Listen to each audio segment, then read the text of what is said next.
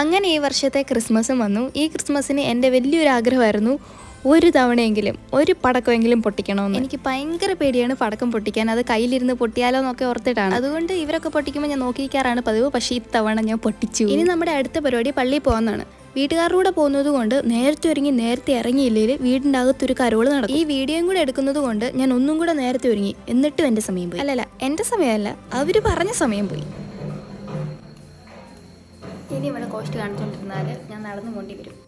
ആ ഒരു പേടിയുള്ളതുകൊണ്ട് പെട്ടെന്ന് വണ്ടിയിൽ കയറി പെട്ടെന്ന് പള്ളിയിലെത്തിയത് കുറച്ച് നേരത്തെ പോയോ എന്നൊരു സംശയം. ആ സംശയം പപ്പായെ ഒന്ന് ബോധിപ്പിച്ചു. അപ്പോൾ പപ്പ എന്നോട് പറഞ്ഞു കുറച്ച് നേരം ഈശോയായിട്ട് സംസാരിച്ചിരിക്കും. അതിനിപ്പോൾ എന്താ, പിന്നെ അങ്ങോട്ടൊരു സംസാരമായിരുന്നു. പിന്നെ കുർബാനയും കഴിഞ്ഞു, ഈശോൻ്റെ ബർത്ത്ഡേയും കഴിഞ്ഞ് നമ്മൾ പുറത്തിറങ്ങി. ഇറങ്ങിയപ്പോഴത്തേനും ഒരു പീസ് കേക്കും പിന്നെ മിഷലിങ്ങിൻ്റെ വക കുറേ ഗിഫ്റ്റ് ബോക്സുകളുണ്ടായിരുന്നു. അതും വാങ്ങിച്ച് വീട്ടിലേക്ക് വന്നു. വീട്ടിൽ വന്നിട്ട് നമുക്കത് അൺബോക്സ് ചെയ്യാം. അങ്ങനെ ക്രിസ്മസിൻ്റെ കുർബാനയൊക്കെ കഴിഞ്ഞ് ഞാൻ വീട്ടിലെത്തി. പള്ളിയിൽ നിന്ന് എനിക്ക് 2 സാധനം കിട്ടി. ഒന്ന് കേക്ക്, 2 ഇത് നമ്മുടെ മിഷലിൻ പിള്ളേരുടെ ഒരു പരിപാടിയാണ്. നമ്മൾ 20 രൂപ കൊടുത്തിട്ട് ഒരു ടോക്കൺ കിട്ടും. ഇതുപോലെ എനിക്ക് 149 ആണ് കിട്ടിയത്. ഈ ടോക്കൺ അപ്പുറത്ത് കൊണ്ട് കൊടുക്കുമ്പോൾ നമുക്ക് ഇങ്ങനെ ഗിഫ്റ്റ് ബോക്സുകൾ കിട്ടും. എനിക്ക് കിട്ടിയതിൻ്റെ അകത്ത് ഞാൻ ആദ്യം ഓർത്തത് 2 പേനായാണ്. പക്ഷേ ഞാനിത് നേരത്തെ തുറന്നായിരുന്നേ. പക്ഷേ ഇത് കൊണ്ടിങ്ങനെ പേന.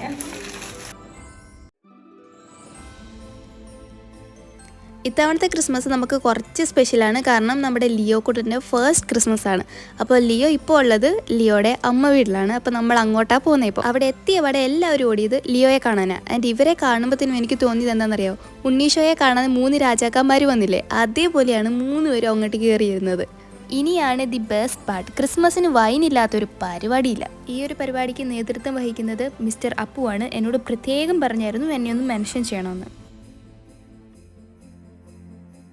അങ്ങനെ വൈനും കേക്കും വെച്ച് നമ്മൾ സ്റ്റാർട്ടാക്കി. അതിന് പുറകെ ലഞ്ച് വന്നു. അത് കഴിഞ്ഞപ്പം ഐസ്ക്രീം വന്നു. തൃപ്തിയായി. കഴിച്ചതിൻ്റെ ക്ഷീണം മാറ്റാൻ നമ്മളെല്ലാവരും കൂടെ മണിയാറ് പോകാനായിട്ട് പ്ലാൻ ചെയ്തു. ആ ഒരു പ്ലാൻ നല്ലൊരു പ്ലാനായിരുന്നു. അല്ലായിരുന്നെങ്കിൽ ഓരോരുത്തരും ഓരോ മൂലയ്ക്ക് മത്ത് പിടിച്ച് കിടന്നേനെ. മണിയാറിനെ കുറിച്ച് എനിക്ക് പറഞ്ഞു തരാൻ എനിക്കൊന്നും അറിയത്തില്ല. അവിടെ ഒരു വലിയ ഡാം ഉണ്ടെന്ന് മാത്രം എനിക്കറിയാം. ഈ ഡാം പണിയാൻ നേരത്ത് യൂസ് ചെയ്ത സാധനങ്ങളാണ് അവിടെ അവശിഷ്ടമായിട്ട് കിടക്കുന്നത്. അതാ കുറച്ച് മുന്നേ നിങ്ങൾ കണ്ടത്. ഞാൻ ഇവിടെ പണ്ട് വന്നപ്പോഴത്തേനും ഇവിടെ നിറച്ചും വെള്ളം ആയതുകൊണ്ട് എനിക്ക് അന്ന് ഇറങ്ങാൻ പറ്റിയില്ല. അതുകൊണ്ട് ഇത്തവണ അങ്ങ് ഇറങ്ങിയപ്പോഴത്തേനും മുങ്ങാൻ തോന്നി. പക്ഷെ മുങ്ങാൻ പറ്റത്തില്ലല്ലോ.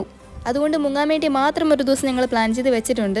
നടന്നാൽ മതിയായിരുന്നു. പിന്നെ മണിയാറിൽ വേറെ സംഭവമുണ്ട്, തൂക്കുവാലം. എൻ്റെ മൈൻഡിലുള്ള തൂക്കുവാലം എങ്ങനെയാണെന്ന് വെച്ചാൽ നമ്മൾ ഈ സിനിമയിലൊക്കെ കാണത്തില്ലേ, ഈ തടിയൊക്കെ വെച്ചിട്ടുള്ളത്, അങ്ങനെ ആയിരുന്നു ഈ ഒരു പാലം. പക്ഷേ ഇപ്പോൾ അത് ഇങ്ങനെയാക്കി. എന്തോ ഒരു ഇതിനെന്താ പറയുക, ഇങ്ങനെ എന്തൊരു മെറ്റൽ പോലത്തെ ഒരു സാധനം ഇട്ടേക്കുക. തടിയെന്നല്ല പലകാന്നല്ലേ പറയുന്നത്. ആ സംഭവം ഇല്ലെന്നേ ഉള്ളൂ. നല്ല ആട്ടമുണ്ട്. അറ്റ് എ ടൈം 4-6 പേർക്ക് ഇവത്തെ കയറാൻ പറ്റത്തുള്ളൂ എന്നാണ്. അങ്ങനെ നമ്മുടെ ക്രിസ്മസിൻ്റെ വിരാമം എത്തി. നമ്മൾ അവസാനം ഒരു ചായയും കുടിച്ച് കുറച്ച് ഗ്രൂപ്പ് ഫോട്ടോസും എടുത്ത് മണിയാറിന് ബൈ ബൈയും പറഞ്ഞ് വീട്ടിലേക്ക് പോയി. ഇഷ്ടപ്പെട്ടെങ്കിൽ ലൈക്കും ഷെയറും സബ്സ്ക്രൈബും മറക്കണ്ട. Okay, by.